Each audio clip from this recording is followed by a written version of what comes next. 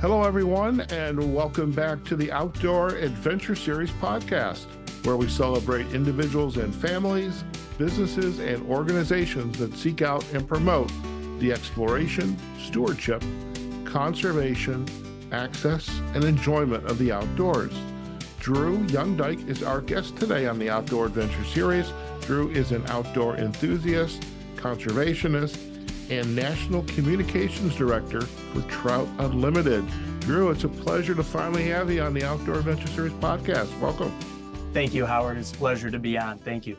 Fantastic. And I think we have to do right at the onset is, since you and I are both from Michigan, got to put your hand up and you got to say, where do you live? So here's where I'm at. So I'm not quite sure on the camera if it will be facing the right direction, but I live down here in Ann Arbor currently. Okay.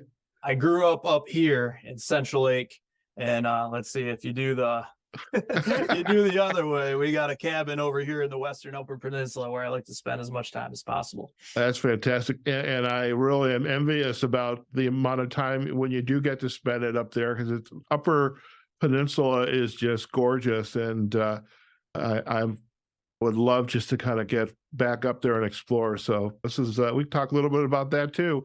So for our listeners, I met Drew through our membership at the Outdoor Writers Association of America. This is the premier outdoor association, writers association for folks who are just experts in whether it's in journalism, freelance writing, and anything about the outdoors. And I get the podcast and enjoy a lot of great stories from folks like Drew. So let's get into this. So Drew, first off, tell us a little bit about your background.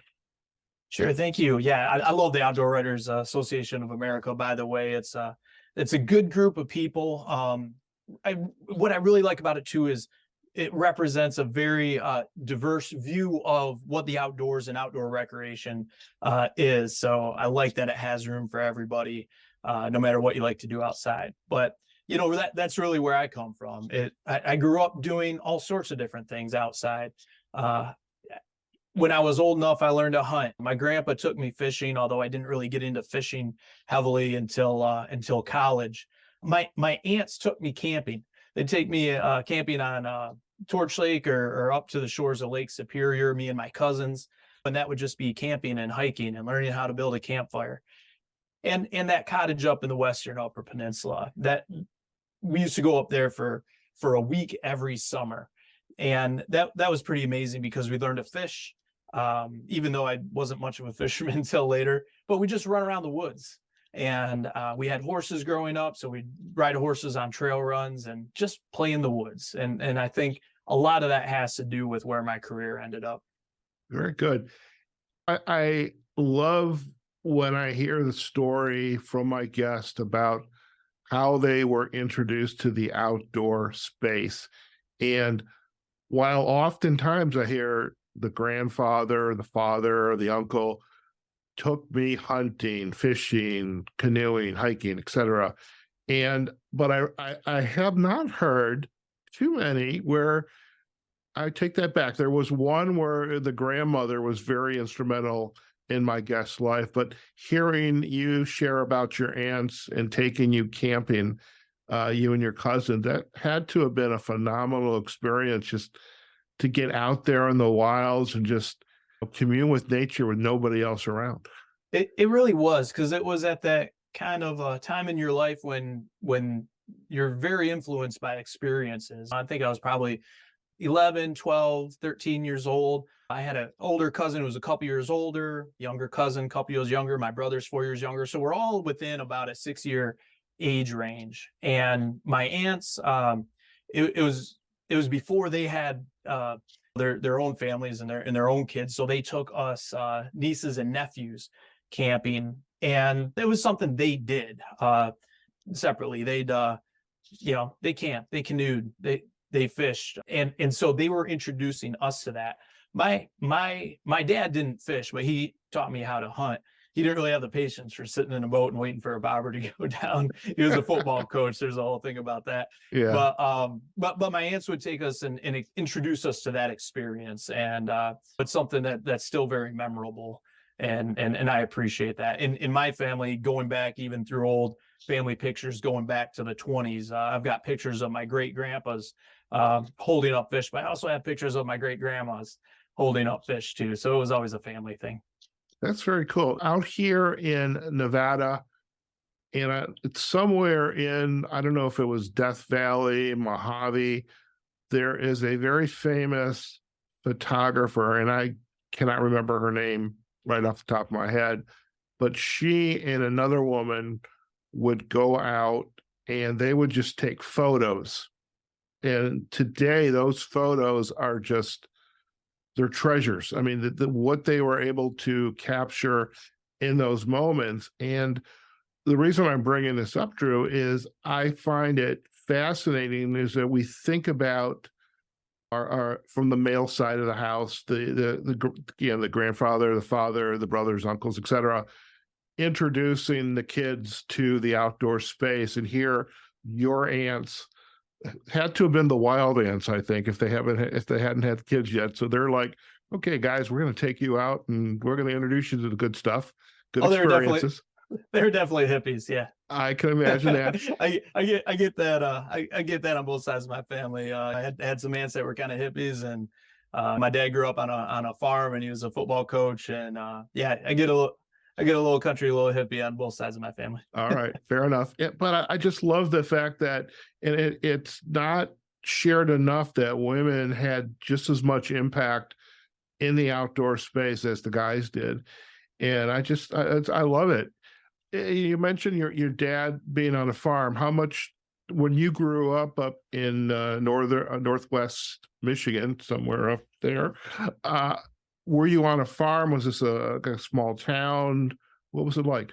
Yeah, it was a real small town. We grew up in town originally. The farm wasn't in my family anymore by the time I was born, but my dad had grown up on that, and he always wanted me to have those experiences. So for instance, my first jobs were milking cows, baling hay, driving tractor, and I think it had the intended effect. He wanted me to have those jobs as my first experiences to make sure that I studied hard and wanted to go to college.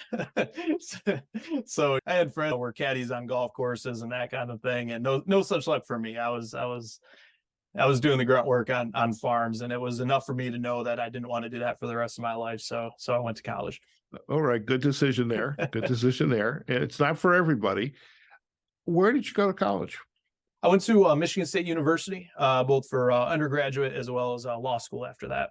You went to law school. I didn't know that about you. Yeah. I went to law school and passed the bar, all that kind of stuff. I never really practiced as a lawyer. Actually, my first job out of law school was working for the Michigan League of Conservation Voters and analyzing Michigan Supreme Court environmental decisions. Okay. And that I kind of took the job thinking might lead into a job with an environmental law firm. But as part of that job, I was doing the communications advocacy for the environmental organization. And I found that path appealed to me much more. So I really took my career. That was kind of the forker in the road where I kind of decided I didn't need to be a lawyer and I wanted to go do communications, conservation advocacy. Okay. Had you always had an interest in conservation, stewardship, the land? When as some of the decisions you were going to make for undergrad and graduate school, just that interest? No, I didn't. I think growing up and having those experiences that I mentioned outdoors laid the groundwork for it. Okay. But I didn't have the understanding of conservation at the time. Of course, when you learn to hunt, you go through hunter safety and you learn about the basics about licenses. But I was on track to become an insurance lawyer, actually. And I decided that wasn't for me. I actually dropped out of law school, went back, finished it up, wrote a law review paper on invasive carp getting into the Great Lakes and the legal strategy to try to prevent that from happening. And that kind of led into that career. But, it was really, I think the first time I really had an understanding of conservation as an adult was when my grandpa used to take me fishing when I was in college. He had moved back. He had lived in Wyoming, had moved back from Wyoming, and to spend time with him on the weekends in the summer, I'd drive. My parents had moved to Gaylord, so I'd drive back over to my hometown and take him out on his boat. He was on oxygen then, so it was tough for him to do that on his own, but we'd fish together and we'd talk. He'd tell me stories about World War II, you name it. But there was one summer, I showed up on his boat and he asked me if I had my fishing license yet. And I kind of blew it off like, oh no, I forgot. Oh boy, the one time he ever got mad at me, he read me the riot act. He explained where those fishing license dollars go, how we do our part, how I'm not stepping foot on his boat until we go back into the the store and got the fishing license. So I think that was my first sense of how important conservation was to hunting and fishing and being able to do that. Okay. Do you recall how much that fishing license was? Oh geez, maybe it wasn't the money. It was like $11 or something like that, maybe $15. But it was the fact that I didn't do it, and that was part of what you did. And I never forgot that lesson, and I certainly never made that mistake again. And the reason I had asked the question after you just shared your story is that $11 and then the thousands of others like you who finally bought their fishing license. Really, people don't get how much of an impact that has. Yeah, it does. It funds the state agency's efforts. Right. It also provides match for federal dollars as well. So with fishing license dollars, that provides match for the Dingell-Johnson Act, which was passed in 1950. And it's a matching fund that then excise taxes off of fishing equipment get distributed to states, and it's matched based on those license dollars. So whether it's through hunting, when we buy hunting equipment, it goes into the Pittman-Robertson Fund, and that gets matched to state budgets based on hunting licenses as well. So it really opens up a lot of conservation funding for states, both for aquatic conservation as well as land habitat. But it's the bare minimum of what we do as hunters and anglers to be able to participate in our sports. Okay. Now, after university, law school, experience with the Conservation League, and decided you didn't want to be an insurance attorney, that again, another very good decision there. What was the next destination on your journey? Yeah, so I worked for Michigan League of Conservation Voters for a couple of years. That was really good. It was a great introduction to the space, into the environmental issues. Went to work for Michigan United Conservation Clubs for a couple of years. Started on the ground wildlife habitat program with them in partnership with the state DNR. That's actually just celebrated its 10th anniversary, I think. Became the editor of their magazine and their kind of public spokesman. And then they're the Michigan affiliate of the National Wildlife Federation. So then I kind of moved up the chain to the national organization. Okay. After that. Yeah. Now, had you continued in the communication space and being the voice of the organization? I did. I was chief information officer, so it was their public spokesman, as well as the editor of the Michigan Out of Doors magazine, which they published at the time. And so when I went to National Wildlife Federation, it was a communications role, going back actually to my law school days, to communicate about the threat that invasive carp posed to the Great Lakes, as we were trying to encourage the Army Corps of Engineers to adopt a plan to keep them out, as well as convince Congress to approve and fund that plan. Now, looking back, how has that effort, what's the status of that today? Yeah, the communications advocacy side of it has been successful so far. The plan was adopted. It's called the Brandon Road Lock and Dam Strategy. And what they're proposing is rebuilding a lock and dam south of Chicago to prevent invasive carp from coming through that Chicago area waterway system and then getting into Lake Michigan. They approved the plan. Congress approved the plan and funded the plan, and the states of Michigan and Illinois have gotten together and agreed to jointly fund part of the non-federal costs of that as well. So from our point of view, the communication side was trying to build up enough public awareness and support for it that it was kind of a no-brainer for Congress to approve it, because it wasn't controversial, because everybody supported it and they weren't going to get dinged for it back home.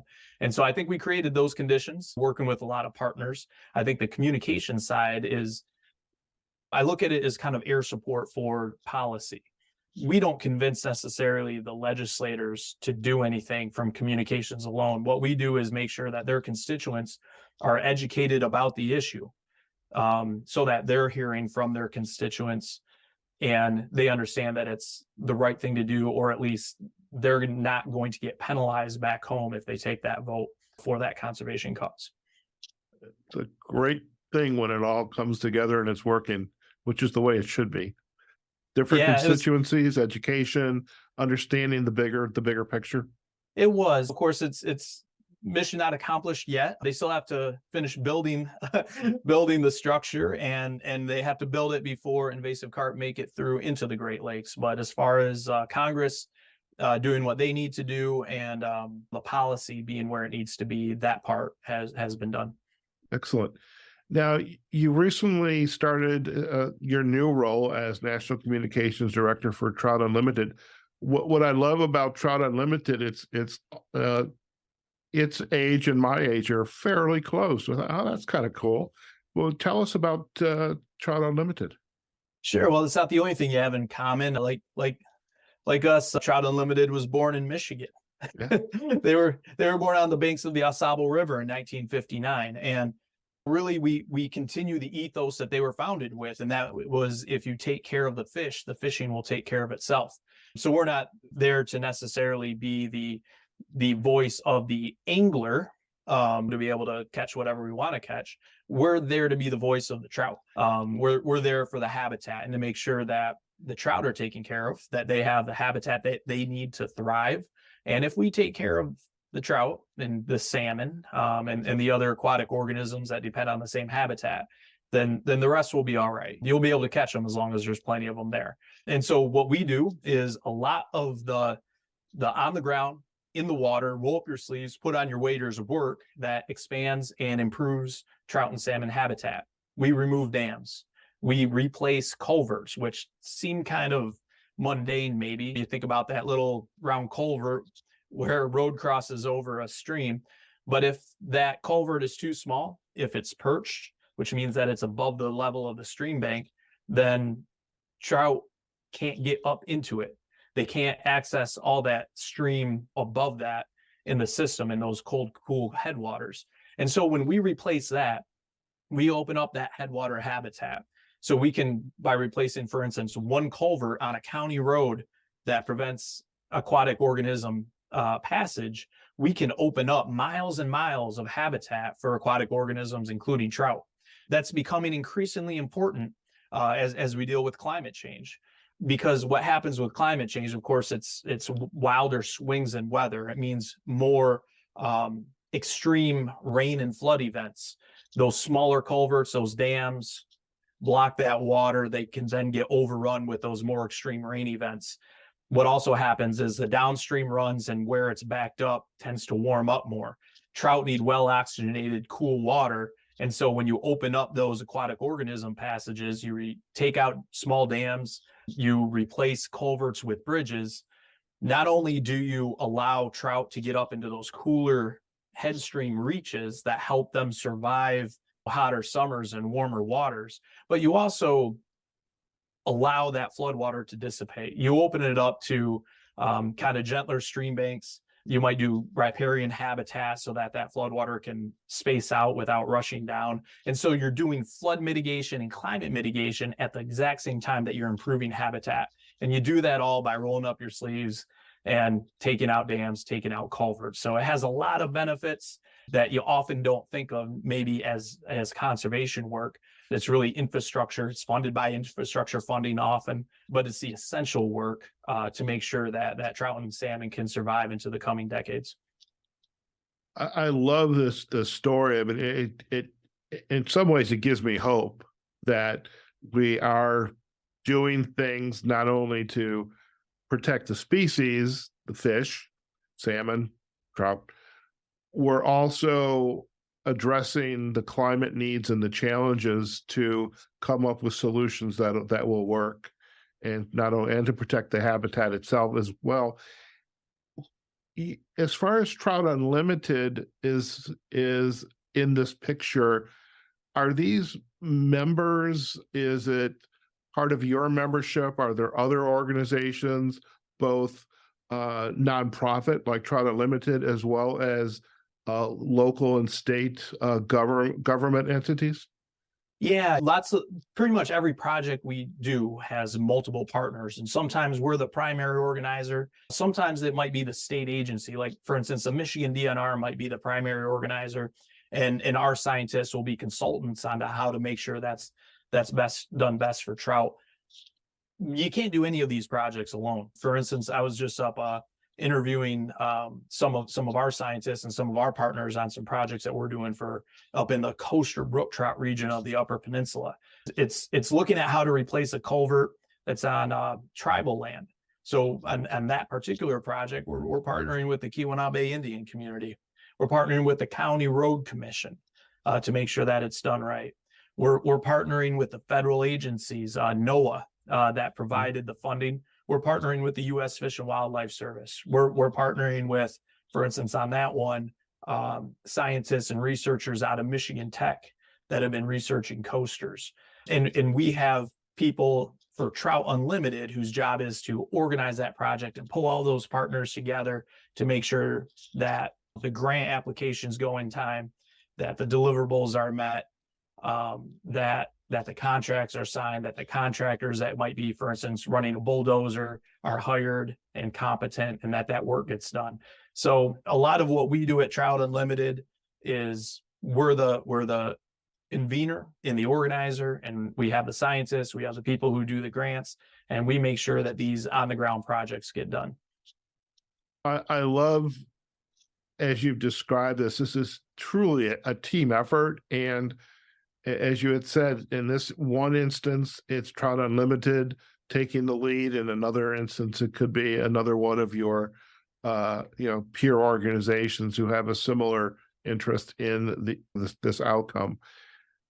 How does that make you feel to be involved with these initiatives that really are going to have an impact, not only today for the species, the habitat, and also, I mean, I know you're young, you're a father, you got a young son, and talk a little bit about that in a minute. But having this special place, these special places there 20, 30 years from now, when your son is taking, hopefully, his child out to enjoy it. How's that make you feel? I'm optimistic. And the reason that I'm optimistic is the scale of these projects that are happening across the country. The Bipartisan Infrastructure Act of 2021 has invested a tremendous amount of money into infrastructure projects, of course, across the country, but very specifically the type of infrastructure projects that Trout Unlimited does through a $40 million contract with the Forest Service, with contracts with NOAA. And what it allows us to do is scale these projects so that we're not just doing one county road crossing in this county, but we're doing hundreds of them or participating in hundreds of them all across the country. And so it makes me optimistic, because while there's things about climate change that we have little ability to control on our own as an organization, what we can do is make sure that communities and the trout and salmon that we like to fish for can adapt to some of those changes. And so that in 40 or 50 years, when my son is my age, actually I had him when I was 39, he can fish streams that without this work, he wouldn't be able to. And not just him, but really everybody of his generation. If he has kids, their kids down the line. That's what this work is about. It's why it's kind of never done, because we don't know if we're going to be successful until long after we're gone. Very good. No, I appreciate that answer. I am curious. I live in Las Vegas. I love going out to the desert. Is Trout Unlimited? I mean, I imagine if we go up to northern Nevada, Reno, Tahoe, the lot more vibrant streams and fishing opportunities. Our organization like Trout Unlimited, is their presence in all of the states? Can I go on the website and find a local chapter? By the way, I've never been fishing before. That's another opportunistic thought that's going through my head. I might have some folks to go out and they'll teach me how to fish. So, but to my question, are you guys in all the states or presence? Yeah, we have chapters all over the country. Okay. Of course, our staff is primarily located where the trout are, Right. because they're on the ground doing that work. But we have chapters all over the country. We have a really active, for instance, chapter in Texas that raises a lot of funding for some of the projects and the work that we do in other places, because they like to go out and fish those places too. Mhm. That there's a whole lot of native trout there. So we have chapters all over the country, no matter where you're from, and whether or not it's even trout that's your primary species that you like to fish for. I like to catch pike. I like to catch bass. I like to catch bluegills. Pike are frankly my favorite ones to fish for, but we don't really need a pike unlimited right now. We need a trout unlimited, but because it has these benefits, of cold water streams, of habitat, of flood resilience, of clean water downstream. So whether or not you fish for trout up in the headwaters, when we're doing these projects that help make sure that that water is clean, and flowing clear and isn't getting stagnant, that helps the downstream communities as well that are downstream from that water. And when we do things like Clean Water Act defense, we're not just doing that for the headwaters where I like to blue line for native brook trout. We're also doing it for the waters that we drink that are downstream. Okay. So let's shift gears just a little bit. You talked a little bit about the various kinds of fish, and I know from the Instagram account, you have a little bit of a hobby there, and I would imagine as a fisherman and angler, you can never have too many flies. But I understand that's a bit of a hobby for you. Yeah, I took up fly tying actually during the pandemic.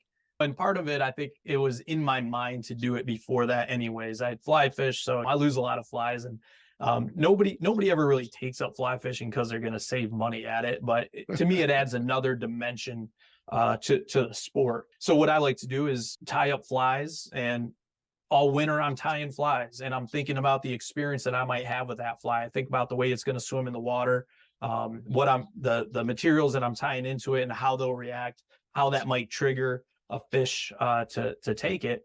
And then when you go out, when it's time to fish, and you fish that fly and you catch a fish on it, and it's just the way that you imagined it, there's a completion to the process there that really just enhances the activity itself. And by the way, since you said that you haven't been fishing before, look, we're both members of the Outdoor Writers Association. Come to the conference, we'll go fishing. That's pretty easy.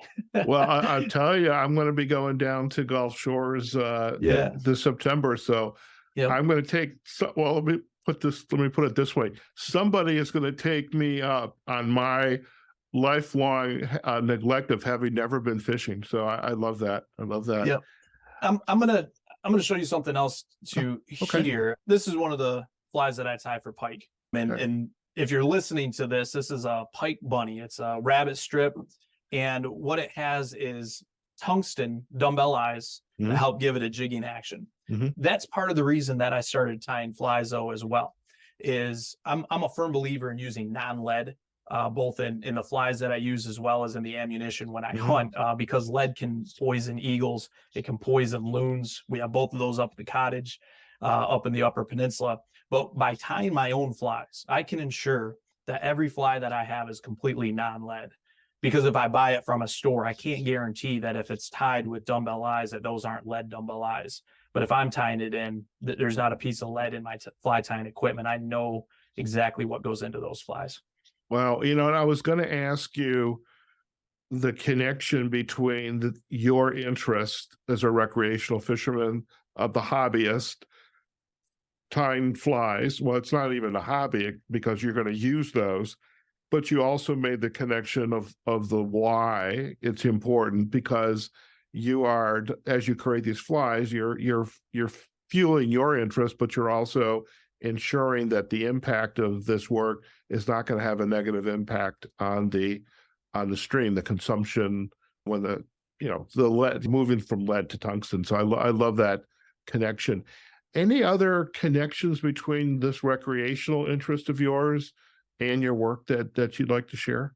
Certainly. So when I mentioned that buying a fishing license is the bare minimum that a hunter and angler can do to participate in our sport, I mean that when I take actions like that, like making sure that I use non-lead, there's no law in Michigan, at least, that says that I have to do that. It's a voluntary action that I take because when we're out there, we have an impact. If I lose a fly and it has lead and a loon picks that up and that loon gets poisoned, that's on me. I could have avoided that. When I join an organization like Trout Unlimited, or Backcountry Hunters and Anglers, which I'm also a member of, for instance, there's no law that says I have to do that in order to go fishing. I'm doing that because I consider myself a conservationist, and to me, that's part of giving back to be able to participate in the sport that we do. Trout Unlimited does those projects. BHA advocates for public land. Whatever you do in the outdoors, there's probably a corresponding nonprofit organization that helps take care of the conservation side of that activity. I actually learned to surf a couple of years ago, so I joined the Surf Rider Foundation because I felt like that was my responsibility. So to me, that's part of it. If you go out and you enjoy the outdoors, even if you're not hunting and fishing where you're not required to buy a license, if you like to go out and hike and enjoy the public lands, you might want to join Backcountry Hunters and Anglers anyways, because they're protecting the public lands that you're hiking on. If you enjoy clean water downstream, you might want to join Trout Unlimited anyways, because they're the ones taking care of those headwater streams and helping to fight for the Clean Water Act to make sure that it stays clean. So to me, that's that connection between outdoor recreation and conservation. It's volunteering for organizations if you have the time. If you don't have the time, at least just the membership dues, and thinking about the individual actions that you can take out there using non-lead. It might be carrying a little net bag with you so you can pick up trash along the trailhead, or I keep one in my canoe, for instance. So if I see a beer can floating in the river while I'm fishing, I can put it in there and clean it up. You don't have to do those things by law, but they're things that help make it better for everybody and help make the outdoors that we all enjoy better for our kids as they come out there as well. And that's a great habit to build, so it becomes more than a habit, but it's a natural thing to do, to pick up the trash, to participate, to be active in the environments that you have a passion for. And I love that. Now, you're a little guy that you share photos with him. I know he had this big bluegill. I mean, it looked big next to him, this bluegill in his hand. But what's it been like taking him out and introducing him to the sport? It's become my reason for doing it. Before I had him, I just enjoyed doing it. Introducing him to it has given me great joy, both for the smile that it puts on his face, as well as the tradition that it continues. I mentioned that my dad didn't fish, but my grandpa did. My great grandpa did. And I know my family, going back to the Finnish side, at least back in Finland, for probably thousands of years, probably all participated in that. It means a lot to me for him to continue that tradition at least one more generation. And frankly, it's a fun time to spend with him. I love teaching him things. I love teaching him about, I let him pick out the fly, for instance. And by the way, even when he fishes on flies. He casts them off as Zebco, and I put a little bobber in there to give it the weight. But he's catching them on flies.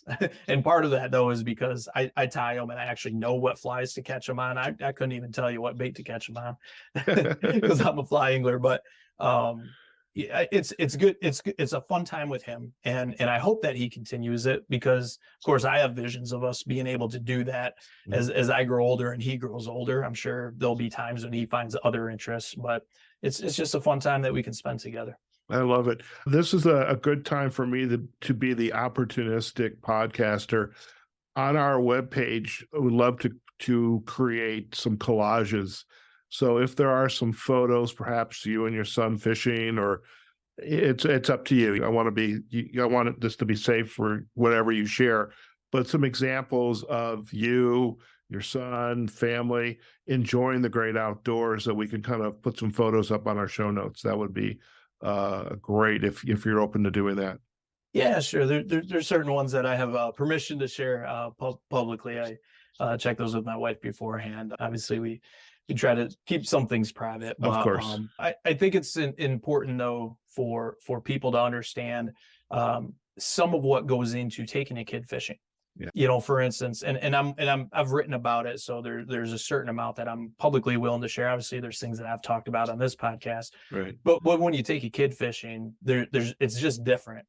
When I go fishing, I'll go fishing all day. I'm pretty hardcore, no matter what the weather. With him, the moment he says we're ready to go home, we go home. I want to make sure that's a positive experience for him. Right. And I think that when we share images like that, it's important that we also make sure that we share the context as well. Besides your homemade flies, what is your 2 or 3 must-have pieces of equipment that you're going to take out with you? Yeah, it depends on the species, but my favorite thing, for instance, for fly fishing for northern pike, obviously you have your fly rod, your reel. With northern pike, I make sure that I have a leader. That's usually a titanium wire leader.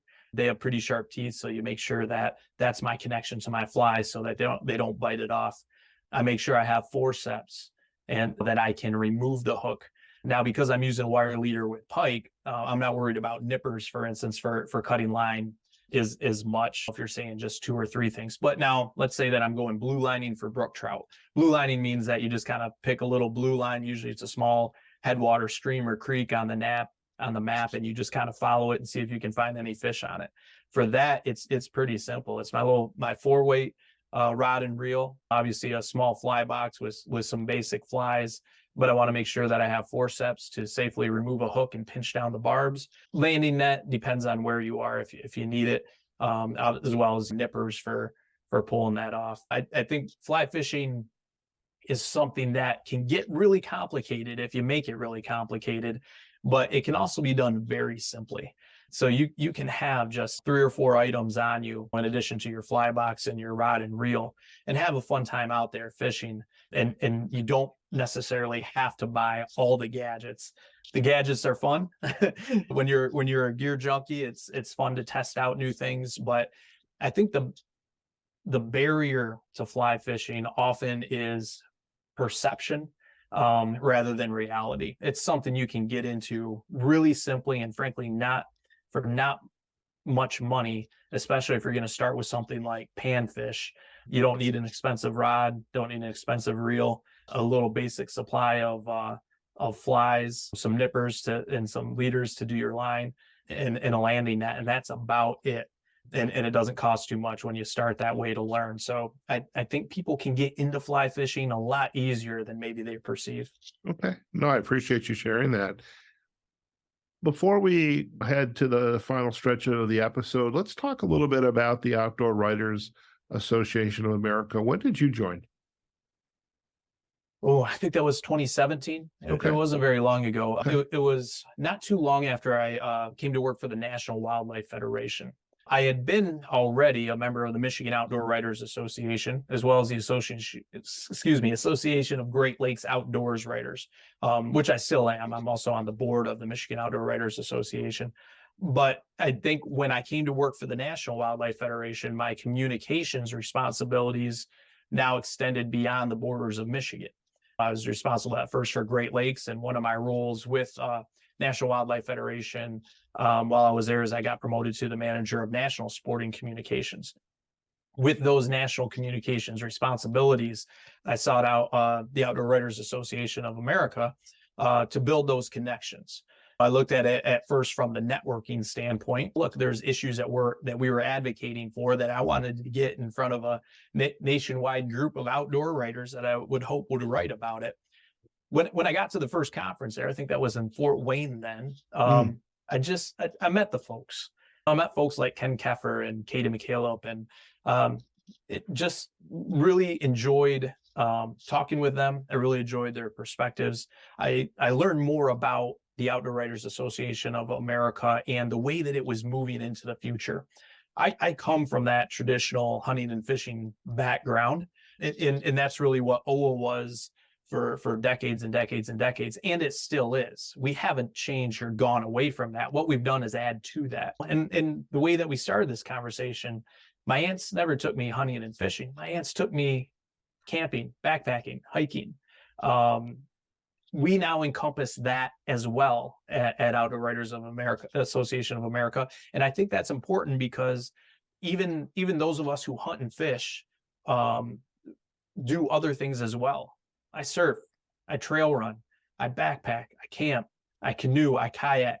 I do all those things as well as hunt and fish. And the Outdoor Writers Association of America has room for recognizing and encouraging and improving the craft of people writing about all those subjects and more. And I think that's what I really like about the organization.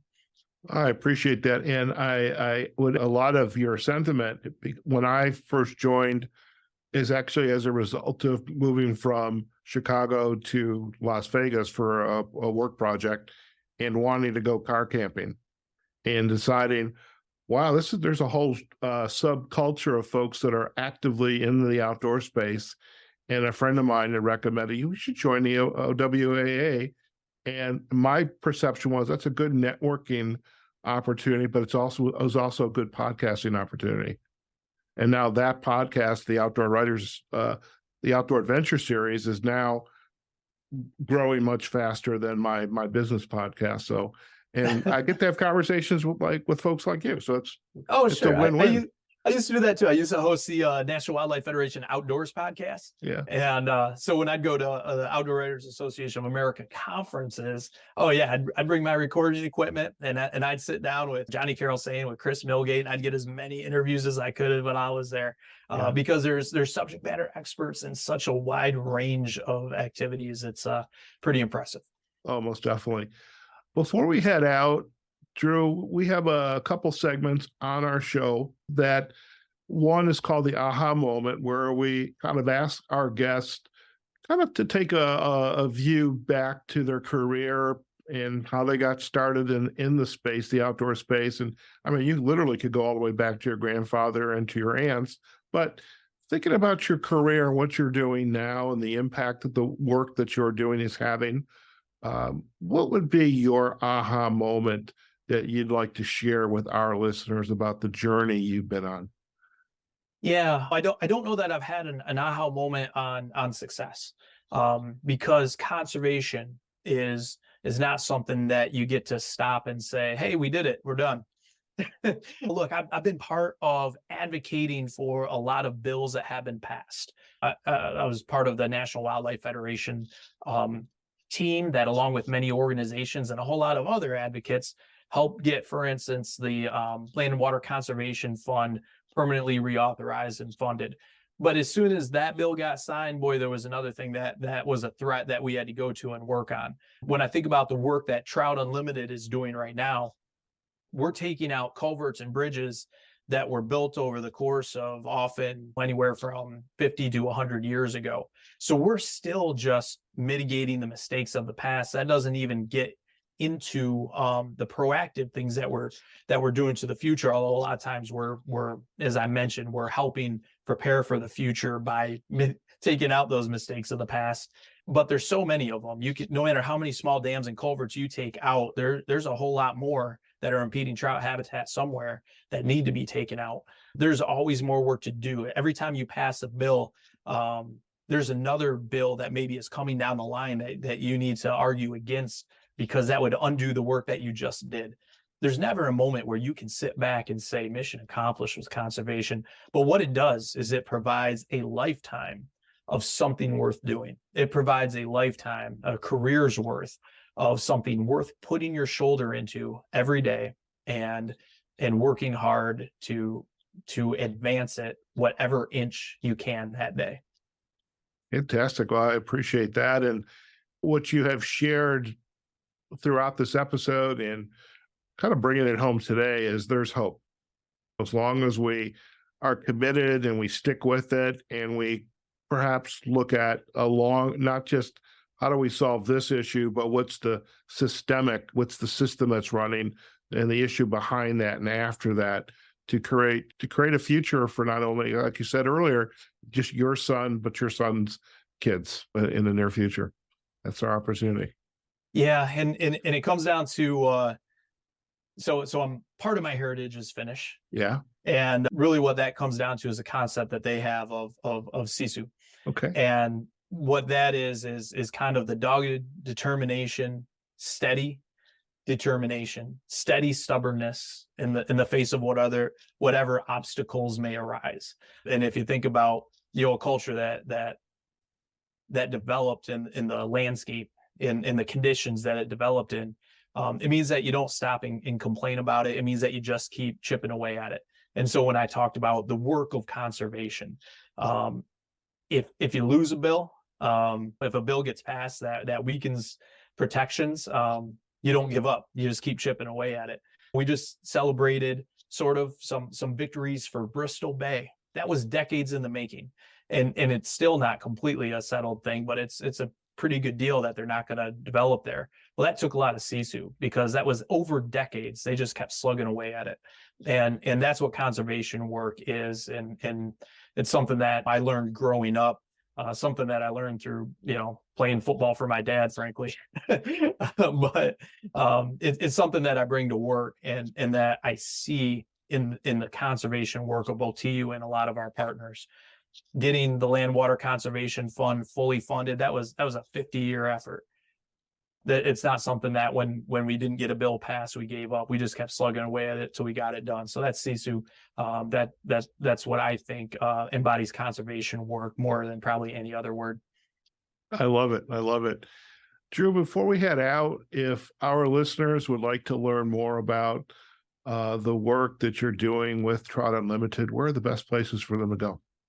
Yeah, the website, www.tu.org.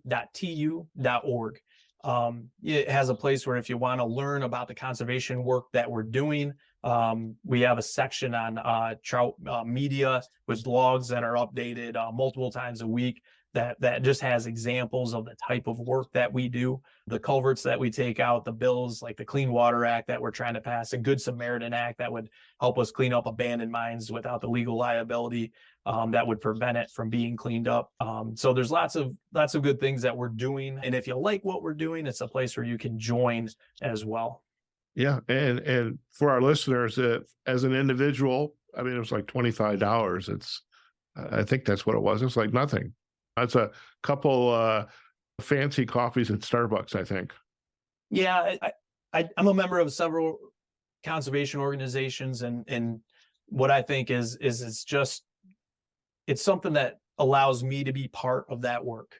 Right. It's an investment in that work. And if I like to go out on trout streams or even fish on a bluegill pond, by making that membership part of what I do, I feel like I've now done my part where I deserve that fish that I caught.